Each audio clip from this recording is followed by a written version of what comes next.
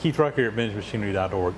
I'm going to put together another odds and ends video for you guys this week. I've gotten several items in the mail here. Some viewer mail has come in. One item was actually dropped off for me out at the museum, and wanted to go through that. Some pretty cool stuff. You want to stick around and watch for sure, and also give you guys a quick shop update on where we are in the shop progress right now. Slowly making progress and chugging away out there. So let's get you zoomed in here, and we'll go through some of these viewer mail items first. So our first box here, viewer mail, actually dropped off, comes from Randy Birch. And Randy is from Seal Beach, California in Orange County. And he was actually in Tifton, stopped off and visited the museum where I volunteer, the Georgia Museum of Agriculture. And I think he had hopes of hooking up with me, but unfortunately, I wasn't there. You know, I'm a volunteer out there, so I'm not out there all the time. I hate to kind of admit this to you, Randy, but I think we may have overlapped just a little bit. I showed up later after you had been there, and I had a meeting out there, and when I got through my meeting, the guy that had this box saw me and said, "Oh, I got something for you." And so this guy, he just left a little while ago. So I hate that. I would have loved a chance to meet you. Just word to advise anybody that wants to make a trip to the museum and meet me. I get people all the time that want to stop out there and meet me, and I love the opportunity to do that. Anytime that I possibly can work it out, I will. But be sure and send me a note ahead of time, because if I'm in town and I can, I will run out there and try to meet up with folks when they visit the museum. But if I don't know you're coming, it makes it difficult. You know, because you're just luck of the draw whether you catch me there, and I'm probably not there more than I am, obviously, because I have a real job I have to work, and so especially during the week, I'm not out there all that much. But anyway, Randy sent this box along, and got some nice goodies in here. Let's go through it and see what all's in here. So I looked at this the other day, and I can't even remember off the top of my head what all's in here, but got a couple of cutters here. So got it's like a 1/2-inch end mill. Looks sharp. Looks like it's in good shape. These are interesting. I remember looking at these. So these look like Woodruff key cutters, but somebody has ground a profile on the edges so that it's making actually a radius cut. Looks like it was probably for a custom application. I'm not sure exactly what, but very interesting. And you know, these are the kind of things too, sometimes something like this will just come in handy, so you never know when you might need to make a cut like that. Continuing on. Alright, so we got a whole bunch of lathe cutters here. Some of these are high-speed steel.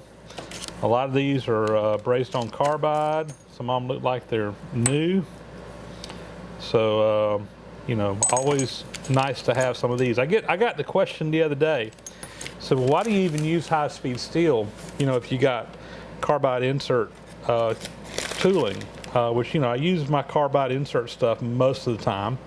But guys, sometimes, man, high-speed steel, you can cut a custom grind if you're making some kind of special cut, or you need a certain profile to form fit something. You can just go grind it out of high-speed steel real quick, and on some materials, high-speed steel actually cuts better than carbide. Brass being something that comes to mind. So I still like to have you know, my high-speed steel stuff around, and these little brazed on carbide cutters, I don't use them as much as I used to now that I've got insert tooling. But again, sometimes this stuff just really comes in handy. And a lot of these that are in here look like thread profiles, or no, that's actually a 90 degree, I think. But anyway, these still come in handy too, and I do use them from time to time. So anyway, nice selection there. I'll put those with my other lathe cutters, tool bits, and hey, you can't have too much of this. There's a nice piece of high-speed steel hadn't even been ground on yet. All right, continuing on here. Interesting item, and I know exactly what this is. This is a turning tool that would go like on a turret lathe or screw machine. You could use it in the tailstock on a regular lathe. But what it would do is, again, you got a piece of high-speed steel cutter in here. There's two little rollers on the bottom, and you can adjust these depending on what diameter you're cutting. But basically, this would roll on the material, the uncut material here. And this cutter here basically just goes in and feeds in, and it just whittles it down to a certain diameter, one pass. So think of doing a production job on a turret lathe or screw machine, and so just say you're making a bolt. Okay, we're making this part here, and basically you would set this thing here so that it would roll on there. Obviously that square stock's not going to roll, but it would go down, and in one pass you could just cut that diameter, and then your net turret would come around the next stop, die head go in there and pop open and open that up. So that's interesting. I used to run a turret lathe many years ago when I worked in a machine shop.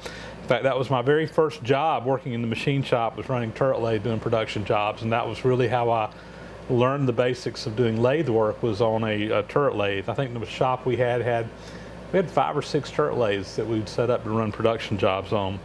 And I've used one of these tools many times, and I can see me using this. I do a lot of custom bolts, out at the museum for weird stuff that we have to do, and I can see if I got to make 5 or 10 of something, it'd be worth setting this thing up even on a manual lathe. So pretty cool.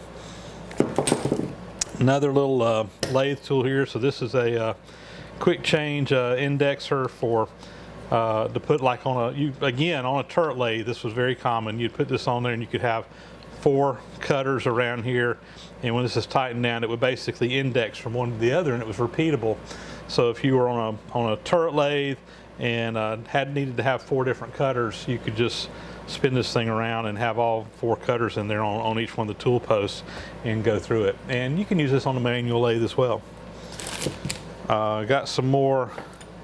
Again, they look like Woodruff key cutters, but some of these were custom ground. I haven't peeled back that one. There's not custom ground. Actually, I think these are not ground, but these are key cutters, Woodruff key cutters. So I've got a box over there with some of these sorted out in different sizes, and I'll mix these in to make sure I got what I need when I need it. Cool stuff. Continuing on here. Got a live center here, number 2 Morse taper, Scully Jones, Chicago. That's actually nice. I've got a couple of wood lathes that have number 2 Morse taper in the tailstock, and all my metal lathes I could use an adapter and still use this, but this might actually go on one of my wood lathes. I don't know, but still nice to have. Got a big end mill here, 3/4 shank, not sure what size that is. Let's see, looks like it's probably about 1 inch and, well, I don't know, 1 3/4. Yeah, that's what it says, 1 3/4. It's probably a regrind, so it's probably a little less than that, but still a nice little cutter to have around. Have a couple of drill bits here. So this is a 31/32. I don't see the stamp on that one.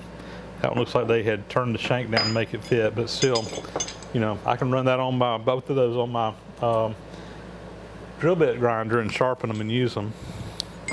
Talking about Morse taper adapters. There's one right there. So it goes from a number 2 to a number 3. There's a number 2 Morse, and it's got a square head in there. I don't know, that may be for holding a tap or something. I'm not quite sure. That'd be my guess, is that would be like a tap holder, although I'd expect to have a set screw in there. I don't know. Somebody may chime in if you know what that is. Oh, cool. Here's a Jacobs chuck, a 6A, with some type of Jacobs taper in there. Nice to have some spare chucks around. That one appears to be in decent shape. Needs a little oil. I can fix that real easy.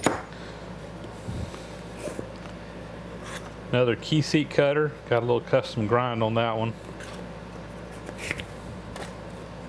Let's see what we got here. Oh, nice big end mill. It looks like it's nice and sharp.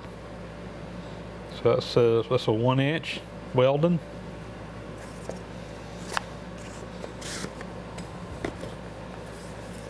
Let's see what we got here.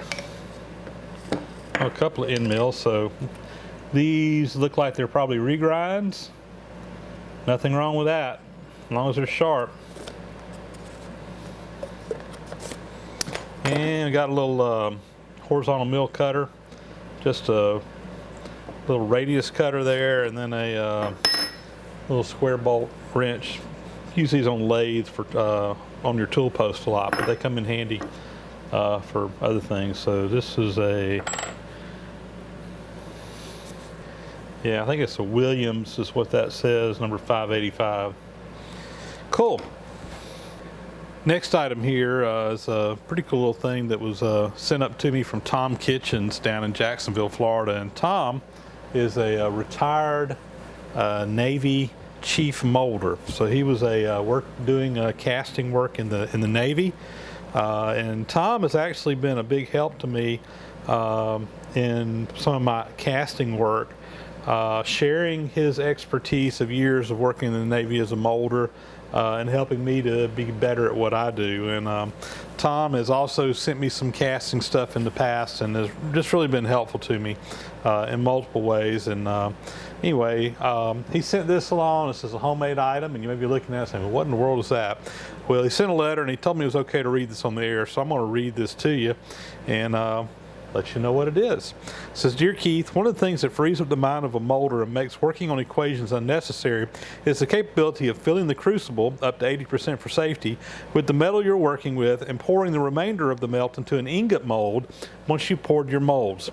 While I realize that not all the equipment you have is shown in your videos, I have a feeling that you don't have an iron ingot mold that you can pour your excess molten metal into. Enclose a solution for your problem and a solution for all molders that don't have an iron ingot mold and that they have used for hundreds of years, an ingot pattern that you can ram up and make a mold to pour the extra metal you might have. In addition, you now will be able to custom make metallurgical combinations in the furnace for a particular project, pour the mixture into the ingot form, and use it after you make the mold. You can melt it down all the scrap of a particular metal and pour it into the ingot form for future use. Warm regards, Tom Kitchens. So what we got here is basically a wooden pattern in the shape of an ingot. So when you get through with a melt, you always want to melt more metal than you need because you never want to run short in the middle of a pour. And so what do you do with that extra metal? You don't want it to harden in the crucible, so you need to pour it out somewhere and preferably pour it into an ingot that you can then use again later on another pour. And this is exactly what this is. So basically you would just take some sand, put the shape in there, and you pour your extra metal in there. And next time you go for a melt, it would already be in a shape that would be easy to put into the crucible and go again. So I don't have anything like this until now. I have had not a true ingot mold per se, but actually what I have is an old cornbread pan that has different little small, it's almost like an ingot, but it's much smaller. It's not very big, and I have been using one of those to kind of pour extra metal into. It doesn't have a large capacity, but it makes a nice little small ingot that I've used on multiple occasions. But that little cornbread pan doesn't hold up to the heat of molten brass and aluminum very well, and this actually cracked, and I've been needing to find another solution for that. So this is going to be just what the doctor ordered once I get back into doing some more casting work, and need to get back on my furnace and get that finished up. I've just been so focused on the shop lately, that seems to have moved to the back burner, but I'm actually hoping to work some time in the next few weeks to get back on the furnace a little bit and try to move that project farther along, because I'm very anxious to get back and doing some more molding and foundry work and doing some stuff because I got some projects coming up and some projects I need to finish up that require that. So Tom, thanks a lot for sending along the ingot mold. Even's got the little key in the back here, what do you want to call this, little strike plate. So got the reinforcement on there, and then when you put this in the sand, I'm going to put that in the frame. When you put this in the sand, you can screw that in and then use that to lift the mold out. So pretty cool. Thanks a lot, Tom. So this next item is really pretty cool. This oak machinist toolbox was actually sent to me by a viewer for me to have, and this really surprised me when I got it. I think I remember Rick sending me a note a couple of weeks ago asking for my address, wanted to send me something, didn't really say what it was. Well, UPS man showed up, had a box, and I'm like, what is this? So, really wasn't expecting something, and went and opened it up and pulled this chest out, and it was like, really, it was just wow, really wow. So I'm gonna read his letter too, because it tells a little bit about the box, and I don't think Rick will mind me doing this. I don't think there's anything too personal in here, but it tells a little bit of the history, and I thought you guys might want to hear this. So it says, Keith, I was catching up on your videos and watched what's in my toolbox the other day when you showed your first toolbox, the wooden one. I was surprised that it closely resembled the wooden machinist box that belonged to my great uncle. The toolbox has been sitting under my workbench for about 10 years now, and I really didn't have any plans for it, so I'm passing it along to you as a match for your wooden machinist toolbox. Sorry, it's not in the best of shape as the handle and lock are missing. The handle is easy to replace, and I figure with your scales you should be able to make a lock for it. The Small Machinist Handbook, published in 1904, is interesting to read through, especially the section on setting the valve timing for slide valve steam locomotives. Might come in handy for the Vulcan. As for the rest of the items in the toolbox, some items you may be able to use, other items are probably trash. I figured you would find the wooden stare at micrometer box interesting. I don't know what happened to the mic, as well as the cheap little 1-inch mic. Here's the history on the toolbox as passed down my mother to me. It belonged to my great uncle Arthur E. Speece, born in 1889, and was a tool and die maker in Chicago. He worked for a number of companies, including the International Harvester, Hennepin Manufacturing Company, and the Lawson Manufacturing Company. During World War I, he worked for a company, don't know the company's name, manufacturing equipment for the war effort. During this time, he was working a 12-hour shift and was living in a tent due to the shortage of housing until he could find a room in a boarding house. After the war, he worked for a Tyree Radiator Company for several years, and then went to work for Gaylord Products Company, where he retired in 1954. So anyway, this is the box that he sent me. I'm going to zoom you in here and kind of show you some stuff on it. I know some guys are going to ask, well, who made it? And I have literally looked all over this thing. I've taken all the drawers out. I've looked inside. I've looked outside. There's no name on it anywhere that I could find. I posted some pictures on Facebook, and I had a couple of guys say, hey, it's a Gerstner. I'm not sure. About the only thing I could really find on here, let's see if I can find it again. One of the drawers said something about, number such and such, which I think was had to do with it was like number such and such of a lot. I thought it was interesting, this drawer here, there's a lot of writing on it. Looks like maybe some old phone numbers and whatever. There's some dates on here, 1936, a bunch of names. I can't really read all of them. There's a number here on the side. It says 7064 1947 Chevy. So looks like if he needed to make a note or something, he can pull his drawer out and right on here. Here's something here. It says, what does it say? Teddy Burton, July 28th, 1924.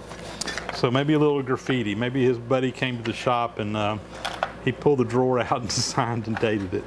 Anyway, neat stuff. But anyway, I'm going to zoom you in here. We'll go through the drawers and show you what's all in it. So I think what I'm going to do is pull each drawer out and just kind of go through each one individually, and we'll kind of show you it. So the bottom drawer is actually empty, but I did want to show you this. On the front of it, I don't know if you can see that with the glare in the camera or not, but there's an old decal on here. The decal is intact, but it's faded and crinkled up. It says the Frederick Post Company city sales, and I can't make out the bottom, but this is interesting because what this is a decimal equivalent chart, and you can't really make it out, but I can tell what it is. So it's like 1/64. You can't read the number beside it, but I thought that was a pretty neat idea. A little decal to go on the front of your toolbox that has decimal equivalents on it, and also a little advertising item there. So pretty cool. Nothing else really interesting about that drawer. All right, this drawer here, we'll just dump it out on the table. So, got a bunch of files in here. I love files, guys. Don't know why, but I do. That one right there looks like it was turned into a scraper. But a bunch of little small files. Some of these are really nice because they're smaller, files for doing detail work. It's a pointed rat tail file. So got all kinds of little specialty files in here. These are old files, and they actually look like they're in decent shape. So let's see. I'm just kind of pulling the files out in here. So it looks like we got a bunch of gauge pins in here, various sizes. There's looks like a center punch or a punch of some kind. That looks like a Avon silver plate. That looks like a piece of silverware that he turned into a tool of some kind. Don't know what. That's what is that? That's 5-sided. It's ground on each side. It's not a file. I guess that's maybe a reamer, a tapered reamer for reaming out a hole, making it larger. Anyway, got some center punches in here, some drill bits. There's a scale, just some miscellaneous stuff. There's a little tiny reamer. I think I saw another little reamer in here a while ago too. But anyway, just some miscellaneous stuff. So I thought I'd show you this. This is that same drawer I was just in, and on the back, and right here, it says toolbox number 12, and it looks like some initials, maybe JC. I can't quite make it out, but I don't know if that's a lot number or what. But anyway, that's about the only markings on here. Another little pretty cool item that was in that last drawer. As I was going through it, I didn't pay much attention to it, and I picked it up. I said, well, that just doesn't look right. And I said, I think that scale is brass. And I took a piece of Scotch-Brite and just kind of cleaned it up a little bit. And sure enough, this is a brass scale. I don't know that I've ever seen a brass scale. I've got plenty of steel scales, but I don't know that I've ever seen a brass scale. So it says U&J Carburetor Company, Chicago, USA. Correct design, accurate workmanship, carburetors, timers, accelerators. So pretty neat. Like I said, never seen one before. All right, next drawer up. Got some interesting items here. So there's a little plumb bob. It's marked on there general. It's not a super old one, but it's in good shape. And anyway, plumb bob's a handy thing to have around. Got several outside calipers and inside calipers of different shapes, sizes, and forms. So I don't see a maker's mark on that one. It's kind of cool because it's got a little fine adjust on there. So you can just kind of get it to rough size, and then you can fine adjust it. So that's kind of neat. There's a inside one. This one says patented May 7th, 89. So I'm guessing that's 1889. Both of these have the initials AS stamped on them, which I'm assuming was the owner's name. Let's see, this one. Yeah, this was LS Starrett Company, Atoll, Michigan, or Massachusetts. USA. And I'm not an expert on Starrett as far as looking at their different marks, but I'm pretty sure that's a really old mark on there. So this is probably a very old one here. And this one here is kind of dirty. I don't see any name jumping off on it, but it's all there. Needs a little cleaning, but it'll work. Had a compass in here, but there's the ring that was on the top. It's broken, so yeah, probably not worth fooling with. Little center finder. No name. It just says patented March 10th, 1925, and missing the screw. These are kind of cool. Some little scissors, little nippers, whatever you want to call them.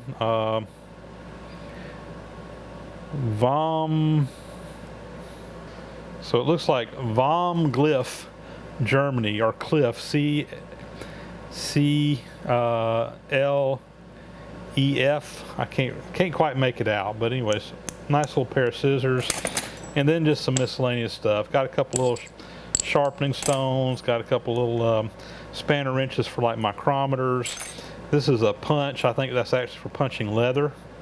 Some parts off of some different things. Oh, that's kind of cool. Look at that. It's a little teeny tiny hammer. When I first saw it, I thought it was an inside telescoping gauge, but that's actually I'm pretty sure that's a little hammer. I don't know. Somebody may have a different idea about that. I don't know. Maybe it's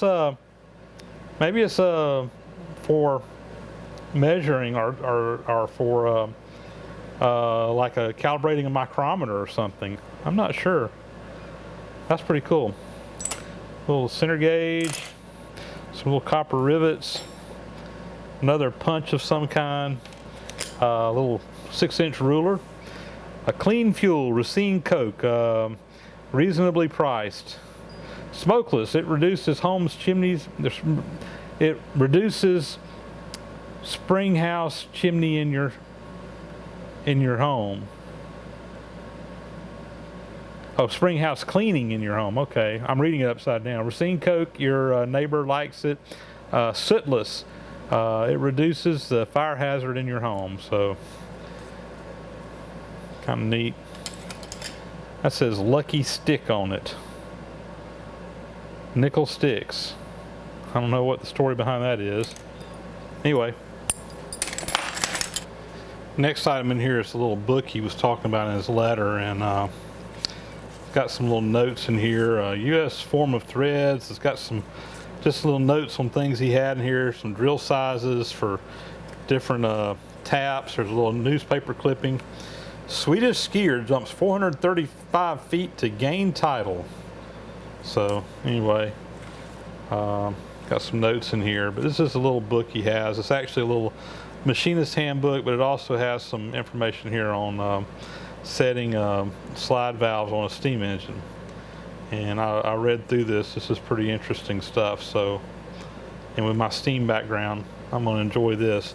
Thought this was kind of neat too. There was a little advertisement or something he cut out of a magazine. Suggested tapping lubricants, and this is from Greenfield Tap and Die Corporation, and it's got all kinds of different metals and what they recommend for a tapping formula. So for like aluminum, it says kerosene and lard oil. Let's see, Bakelite, dry, brass, compound, or light base oil. So they got all kinds of stuff in here. Suggested tapping lubricants. Cool. In the last drawer here, so here's that little Starrett micrometer box. Needs a little TLC, but it's all here. Number 321, 1-inch micrometer. Comes with the lid on there. LS Starrett Company. That's kind of neat. So what is that? A little crayon.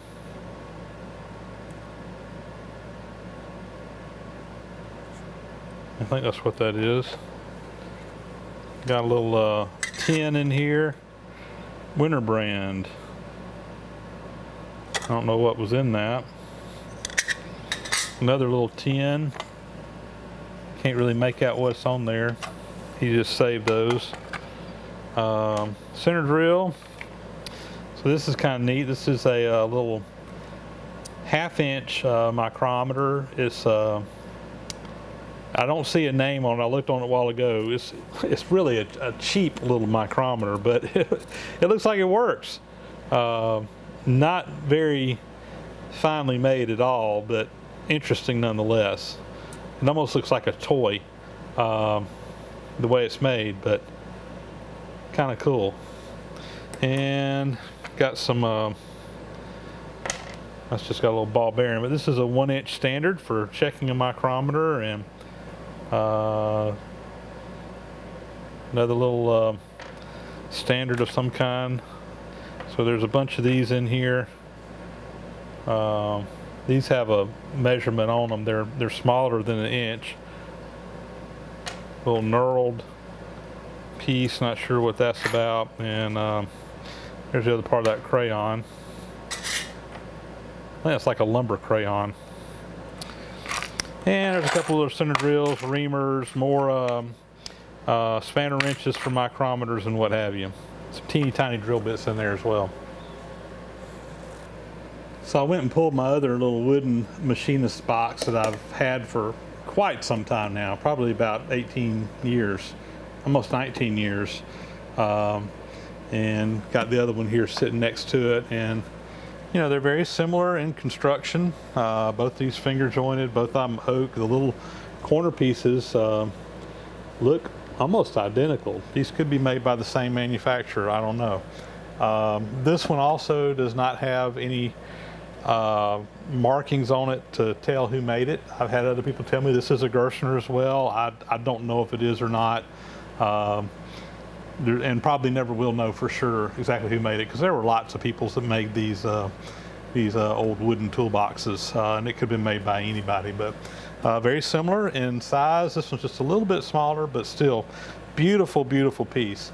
You know, love me a good Kennedy toolbox, guys, don't get me wrong, but man, you just can't beat these nice old oak toolboxes. They're beautiful. And these will both end up in my new shop, and this one's already full of all kinds of tools and what have you, and I will be probably going through this and sorting out what's in here and putting it with stuff similar to it, and you know, we'll go ahead and start using this for storing tools and putting it back to use for what it was designed for. So Rick, thank you so much for sending along your great uncle's toolbox to me. I really just don't know what to say about it.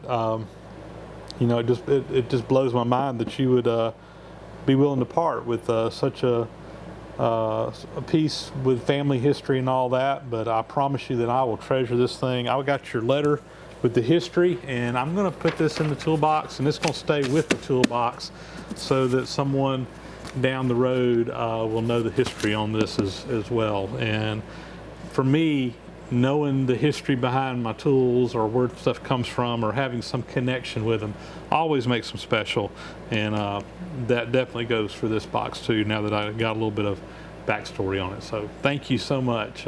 Again, I just don't know what to say. That blows my mind.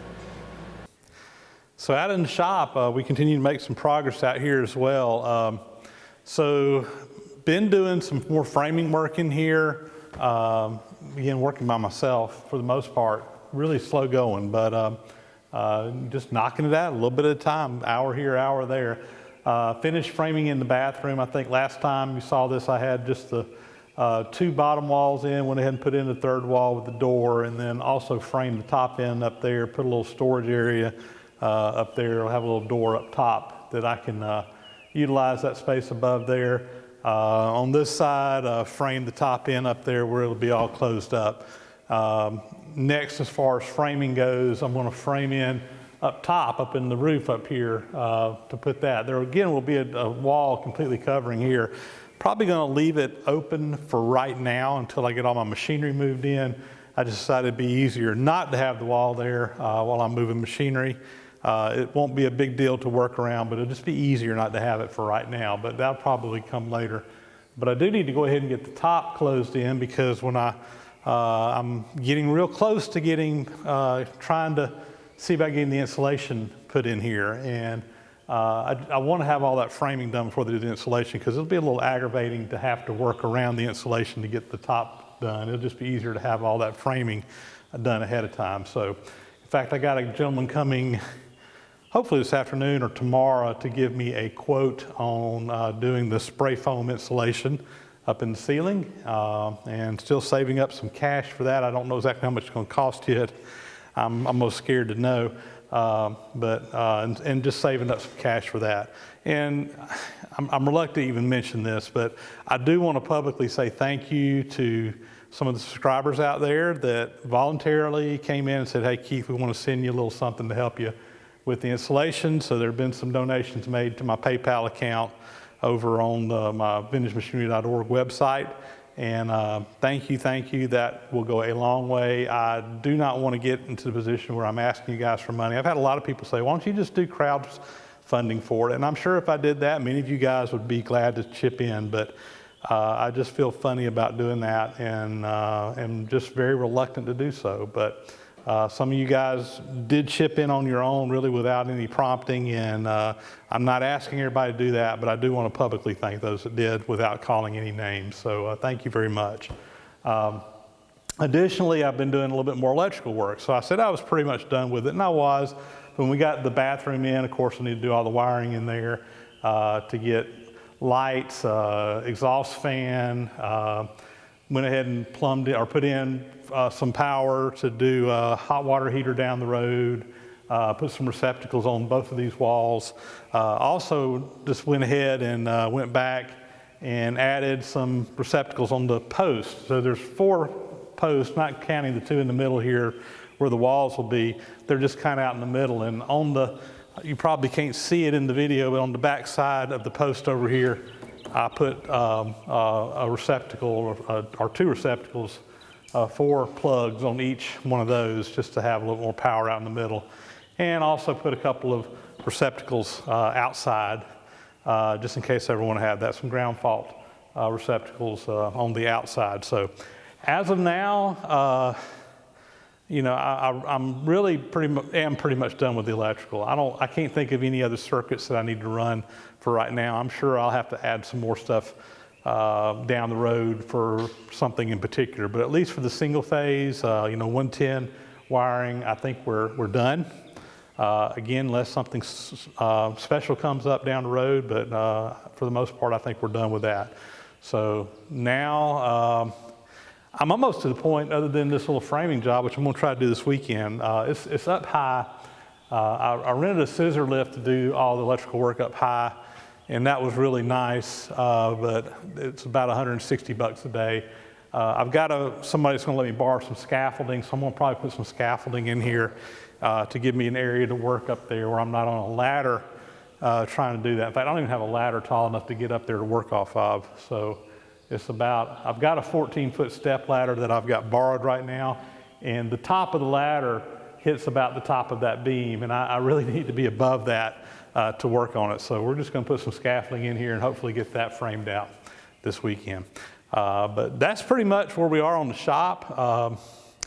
Once I get that top part framed in, really the next thing is to get my insulation put in before I can really go on to the next thing. So we're making good progress, and things are moving along slowly but surely. So that'll be a wrap on this episode of Odds and Ends. As always, I want to thank all my subscribers out there, my viewers, you guys that are watching right now for doing so. If you haven't already, please subscribe to the channel. Our subscriber count just continues going up. Just blows my mind at where we are on subscribers on this channel. Never in a million years thought that we would be where we are now. And just thank you to each and every one of you guys that do subscribe and do watch my videos and do leave comments. And so many people I now consider friends, most of them I've never actually met, but we've conversed so much back and forth on the comments that I almost feel like I've gotten to know you, and that's been a lot of fun to me. So thank you very much for that. And with that, we'll sign off till next time, and go out and shop and get something done, guys.